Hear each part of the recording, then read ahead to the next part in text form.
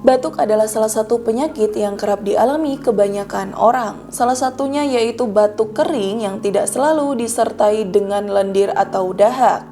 Anak-anak yang menderita batuk kering umumnya merasakan beberapa gejala seperti suara batuk lebih keras dan sensasi gatal di tenggorokan. Batuk kering dapat membuat anak-anak merasa tidak nyaman, bahkan hingga mengalami susah tidur akibat batuk kering di malam harinya.